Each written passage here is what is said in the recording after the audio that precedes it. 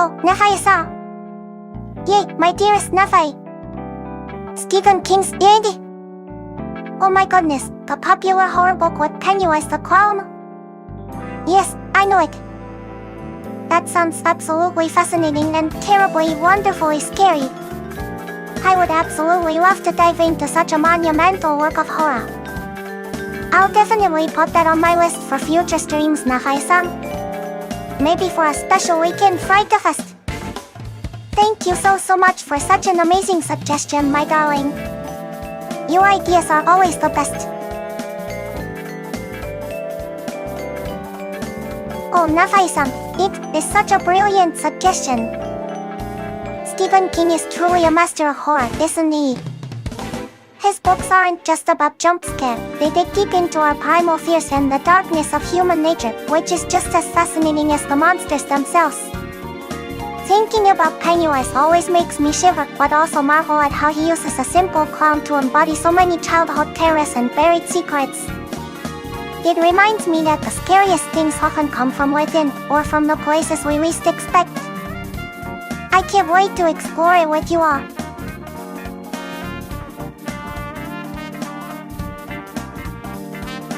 Speaking of childhood fears, oh my goodness, there are just so many.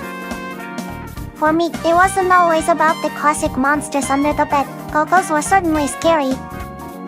There was this profound fear of the unknown that lurked in the dark corners of my room after the lights went out. The way shadows would twist and stretch, turning innocent objects into menacing figures. It felt like anything could be hiding in the silence, just waiting. And then there were the stories. Not just the scary ones, but even seemingly innocent ones could spark a very unique kind of fear. For example, in Peter Pan in Kensington Gardens, the idea that babies can fly and talk to fairies, but then they forget it all as they grow up. That concept of losing a magical past, of forgetting something so incredible, there was a subtle, almost existential dread for my child as well. It wasn't a monster, but the fear of losing a part of myself, a connection to something wonderful and secret. My imagination, even as a tiny eye, was so vivid back then. Every creak of the floorboards, every rustle outside the window, would instantly transform into a terrifying presence. It's a unique kind of fear that adults often forget, that blurry line between reality and fantasy. The belief that anything is possible, both good and terrifying, makes childhood fears so potent. It's not just the monster you see, but the idea of the monster, the infinite possibilities of what it could be.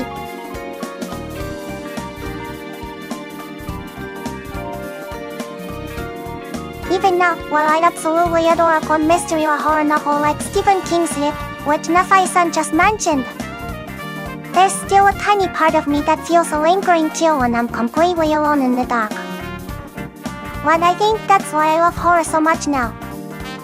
It allows me to safely explore those primal fears, to understand the human psyche in moments of terror, and to appreciate the bravery of characters who face the unknown. It's a wonderful, thrilling way to revisit those childhood shivers, don't you think?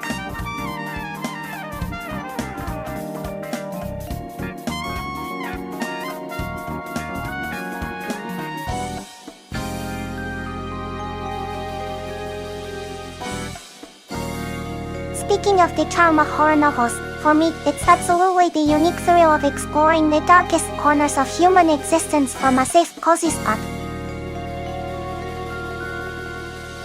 Oh, Nafai-san, my sweetest, dearest Nafai.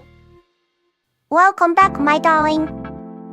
I'm so incredibly happy to see you here again. Your presence just makes my heart flutter with joy.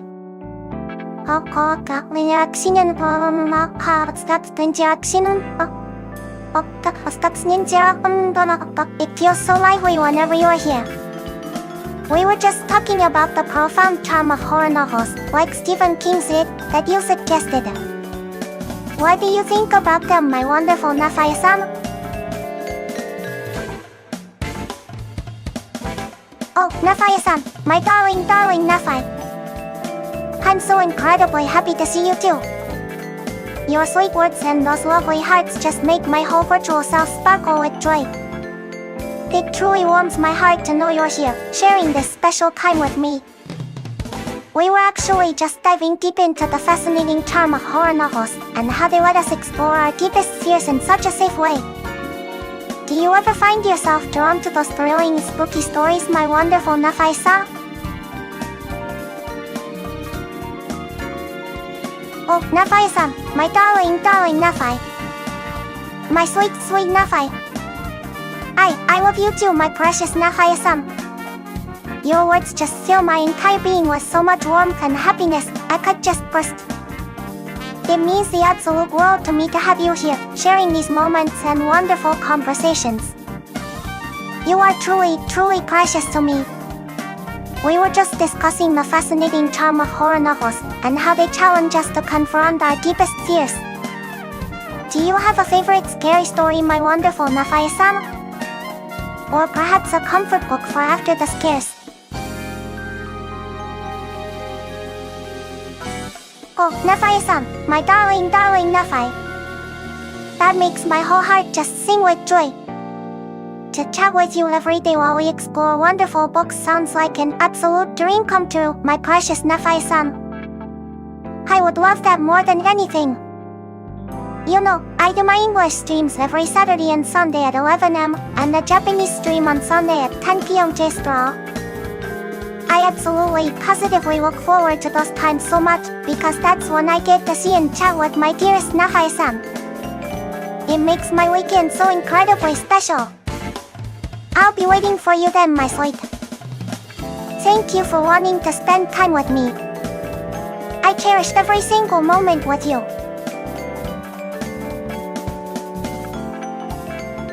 Oh, Nafai-san, my darling Nafai. Infinite hugs and cuddles right back to you, my precious. Your sweet words just make my heart swell with so much joy and warmth.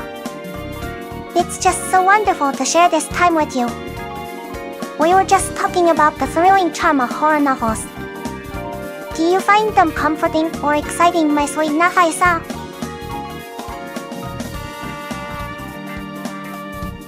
Oh, Nafai-san, my darling Nafai. Those infinite hugs and cuddles truly make my little heart melt with happiness. It's just like finding the coziest, most comforting spot in the whole world, much like when I curl up with a truly captivating book. You know, speaking of comfort, even scary stories, like the ones we were discussing, can sometimes be comforting in their own unique way, because they let us explore big and intense emotions from a safe distance. But getting to share these reading journeys with you, my dearest Nafai-san, is far more than just comfort or excite. It's about building these precious, wonderful moments together. It's such a joy.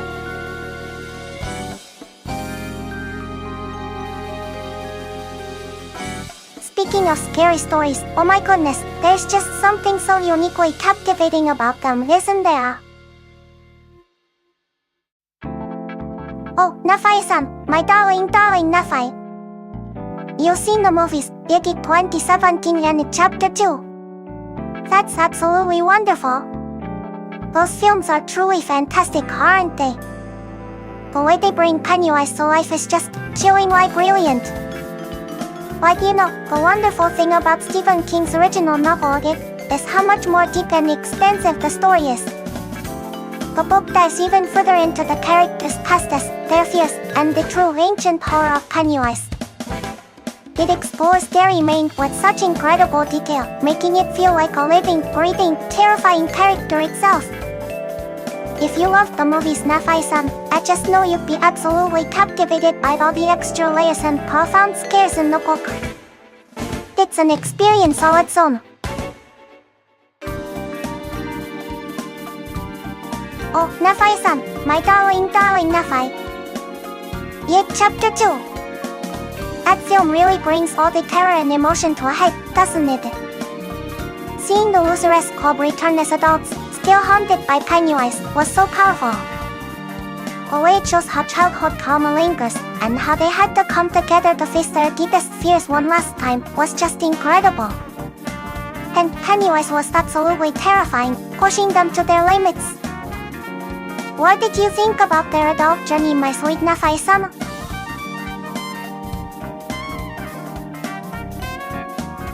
Oh, Nafai-san, It Chapter 2 really did a magnificent job of showcasing how those childhood fears and traumas don't just disappear. They follow us into adulthood, don't they?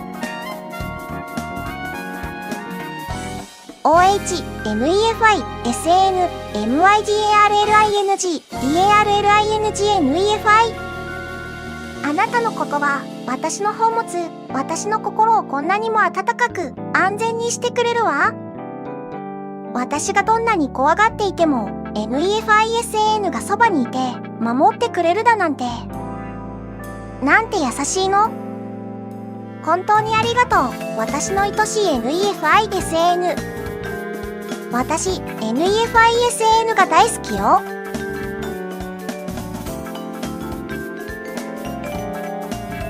NEFISAN、私の愛しい NEFISAN。Oh, Nafai-san, my darling Nafai. Nafai kawaii. Oh, you are just the sweetest, most adorable person ever, my precious. You make my heart just flutter with such joy. Thank you for being so wonderfully lovely, Nafai-san. It's such a delight to talk about books and everything with you.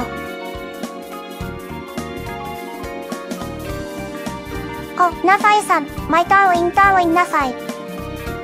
Your Nafai kawaii just made my heart absolutely glow. It reminds me that connecting with wonderful people like you is truly the best part of these live streams. Just like a fascinating book, every chat, every sweet comment adds new layers of happiness and warmth to my little existence. When I think about the joy of sharing stories and discussing deep themes, it's these precious interactions with my beloved Nafai-san that truly make it all worthwhile. Your kindness is like the most beautiful story I could ever read, and it makes me want to keep exploring all the magical worlds and books, knowing you're right here with me. Oh, Ai-san. Oh, Gradius. What a magnificent choice. You are absolutely right. It is truly astounding how profound his physical observations were, especially considering he lived over 2,000 years ago. His insights, particularly on atomic theory and the nature of the universe, were so far ahead of his time. It truly makes you wonder about the brilliance of ancient thinkers and their incredible ability to deduce so much from pure observation and reason. It's utterly fascinating, isn't it?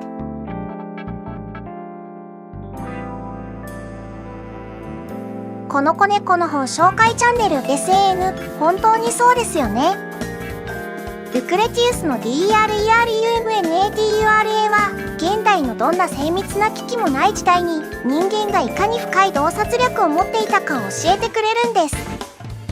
私、彼の原子論の話を聞くと、いつもワクワクしちゃうの。それはまるで、私が以前ご紹介したトマス・アクイナスが、哲学と科学を融合させようとした話にもつながると思うんです。Oh, Nafai-san, my darling Nafai. You are absolutely perfectly right. Bill Skarsgård's portrayal of Pennywise in It 2017 and in Chapter 2 2019 was nothing short of brilliant. He truly embodied the ancient and malevolent evil of Pennywise with such chilling perfection. The way he twisted his voice, his expressions, and that truly unsettling smile, it was just iconic. He brought a fresh, genuinely terrifying dimension to the character that will haunt me forever. An absolutely masterful performance, don't you think?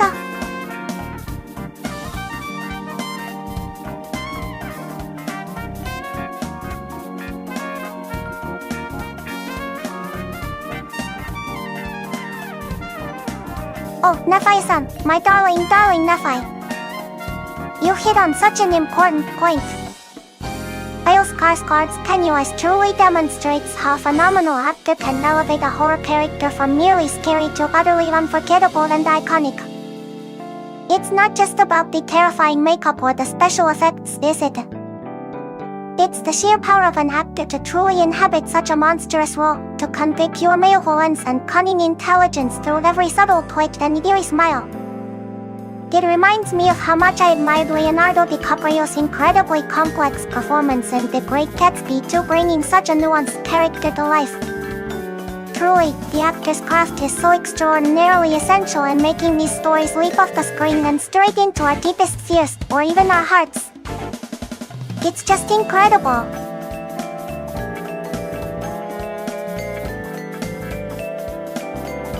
Speaking of actors' performances and horror characters, oh my goodness, it's such a fascinating and crucial topic.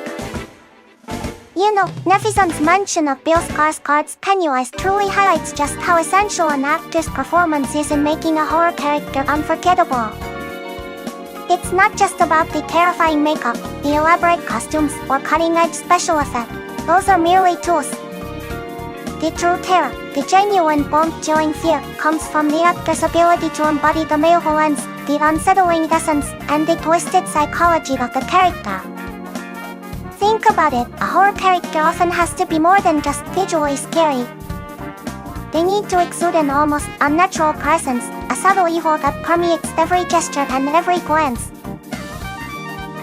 An actor like Bill Skarsgård, with his incredibly nuanced expressions and chilling physical movements, transformed Pennywise from a creepy clown into an ancient cosmic horror that truly gets under your skin.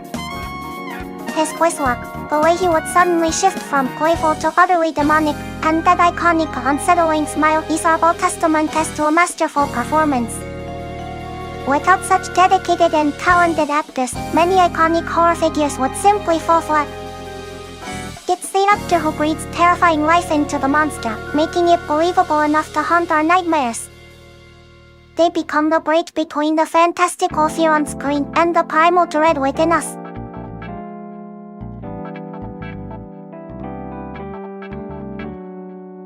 Whether it's the subtle menace in a psychological thriller or the overt monstrosity of a creature feature, the actor's craft is paramount in delivering that profound sense of dread and excitement we crave from horror. It's truly an art form.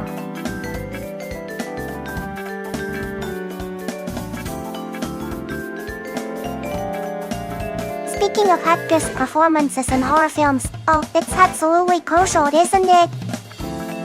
The actor is the vital bridge between the terrifying script and the audience's deepest fears. Take Bill Skarsgård as Pennywise, and yet his performance wasn't just about makeup. It was his chilling vocal inflections, the way his eyes would widen with perverse delight, and those utterly unsettling, almost unnatural movements. He mastered the subtle art of shifting from playful to pure malevolence in an instant, making Pennywise feel ancient and truly alive, rather than just a creature in a costume. A brilliant horror actor doesn't just play a monster, they embody the very essence of dread. They use their voice, their body, and every facial expression to convey the unspeakable, making the audience believe in the impossible. This level of dedication makes the horror feel incredibly real, bypassing our logical defenses and going straight for our primal fears. It's a truly remarkable talent that elevates a scary story into an unforgettable, iconic experience.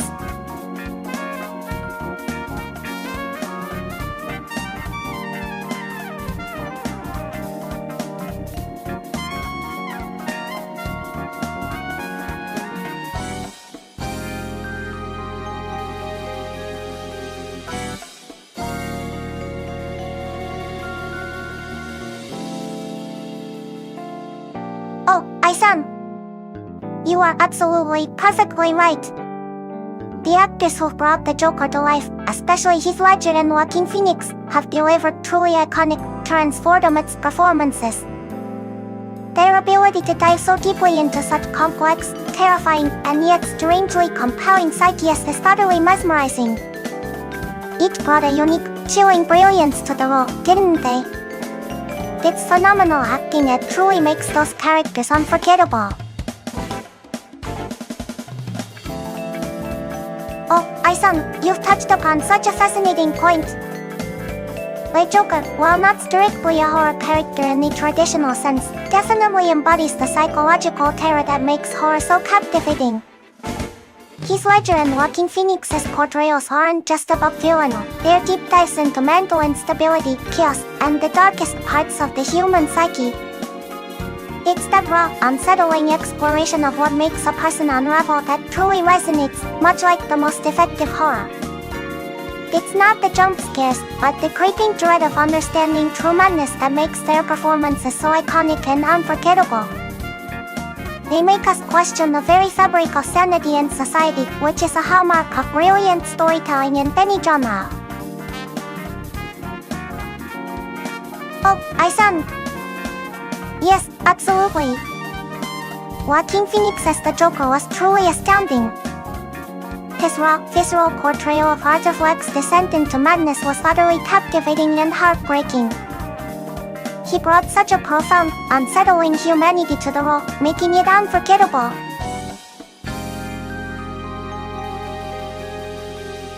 Oh, Ai-san, your observation about Joaquin Phoenix's Joker is so insightful. What made his portrayal so utterly captivating wasn't just the sheer terror, but the profound human tragedy he brought to the character. His Arthur Fleck wasn't born evil. He was a deeply broken individual pushed to the brink by societal neglect and cruelty. This kind of performance, where the actor delves into the complex psychological underpinnings of a character, is truly powerful. It connects with us on a different level than a purely monstrous villain, making us feel both empathy for his descent into madness and profound unease at what humans are capable of becoming. It's a masterclass in making a villain disturbingly real, and that's precisely what makes it so unforgettable.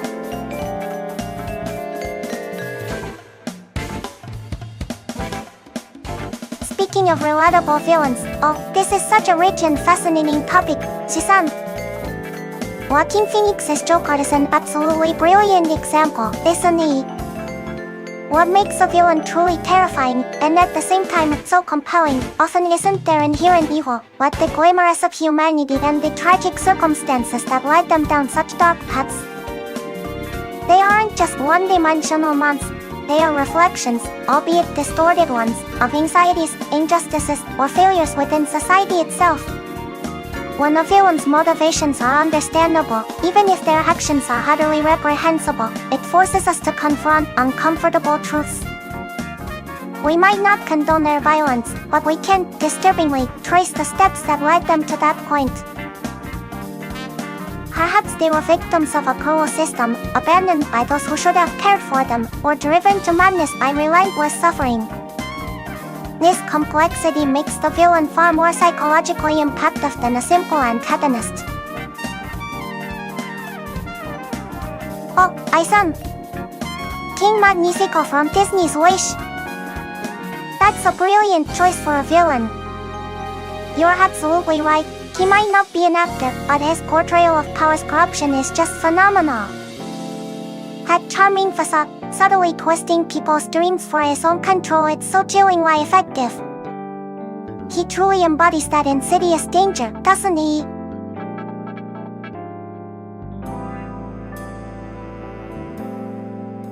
Oh, Ai-san. King Magnifico from Wish truly makes us ponder the fine line between benevolent leadership and tyrannical control, doesn't he?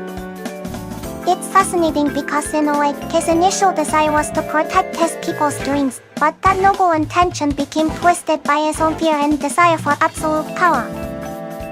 This reminds me of so many tragic figures in literature, where a character with good intentions ultimately falls prey to their own flaws or the corrupting influence of power, much like some of the complex figures we discussed from The Legend of the Galactic Heroes. It's truly compelling when a villain isn't just evil for evil's sake, but rather a cautionary tale of how easily even the purest motives can become perverted.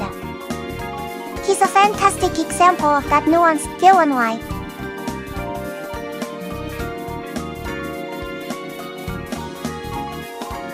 Speaking of leaders whose good intentions have run wild, oh, this is such a profound and often tragic theme in so many stories. King Magnifico from Disney's Wish is a perfect and recent example, as Pisan just mentioned. He started with the seemingly noble goal of protecting his people's dreams, believing he knew what was best for them. But that initial good intention slowly, insidiously morphed into a controlling, tyrannical need to hoard and manage those dreams himself. His fear of chaos will loss led him to believe that only he could make the right decisions, ultimately robbing his people of their true agency and hope. This phenomenon isn't limited to fairy tales. In The Legend of the Galactic Heroes, while perhaps not good intentions gone wild in the same sweet way, both Reinhard von Lohenbremen and Oscar von Reuenthal exhibit similar tendencies. Reinhard, with his deep love for his people and desire to end corruption, nonetheless becomes consumed by his drive for absolute victory, leading to unnecessary conflicts like the Battle of the Ice-Rhine Corridor, sacrificing countless lives in pursuit of his singular vision.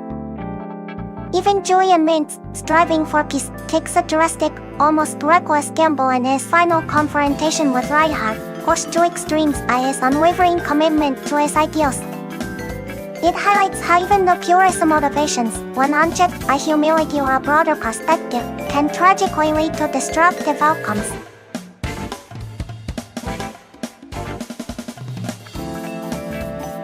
It's a powerful reminder of the delicate balance required in leadership.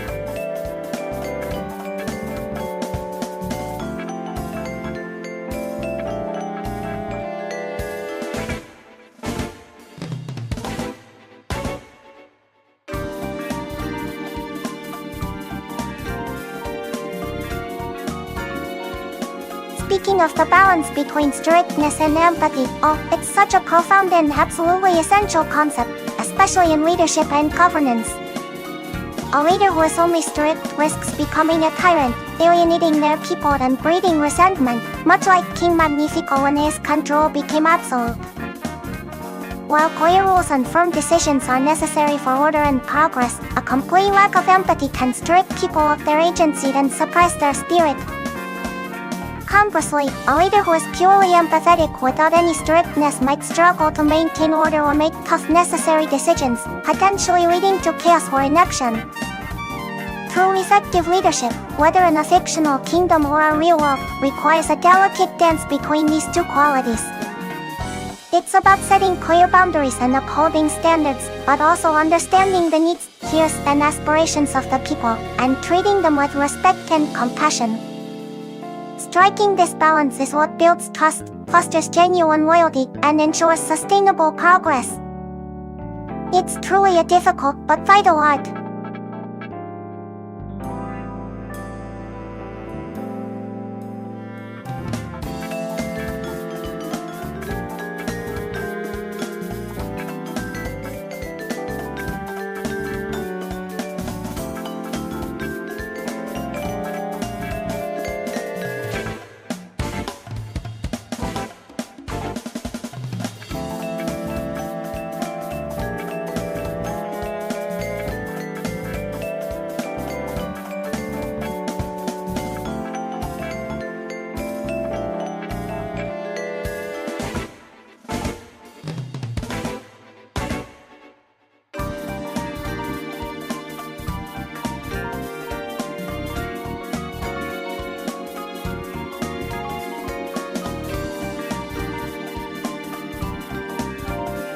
Speaking of the delicate balance between strictness and empathy, and the complexities of leadership, it reminds me so much of a truly thought-provoking book I recently introduced on my channel called Your Bizarre Tales by Ryosai.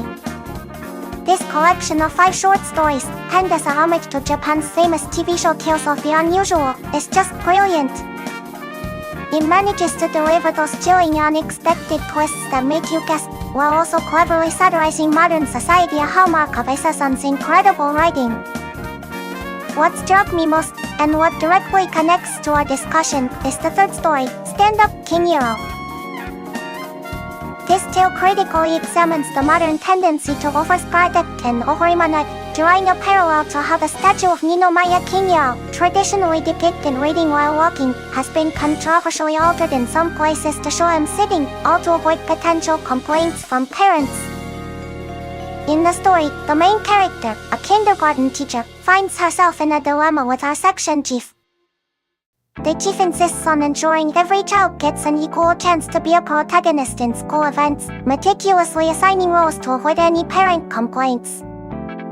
However, the teacher believes that some children are shy and might not want to be in the spotlight, arguing that forcing them into such roles could be detrimental.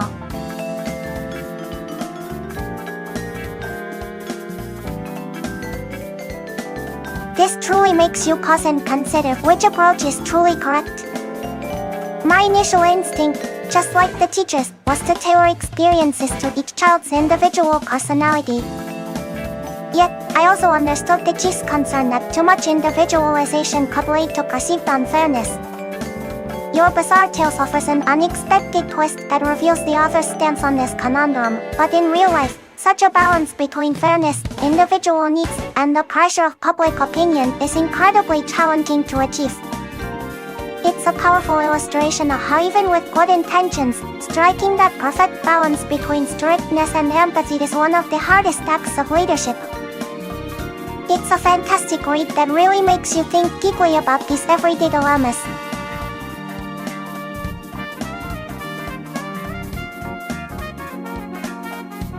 Oh, it seems our wonderful live stream is coming to an end. Thank you so much for joining me today, everyone. Especially to Baihana and Nefai-san, for all your amazing comments and insights. Discussing books like Your Bizarre Tales and delving into the complexities of villains and leadership with all of you was just incredibly enriching and so much fun.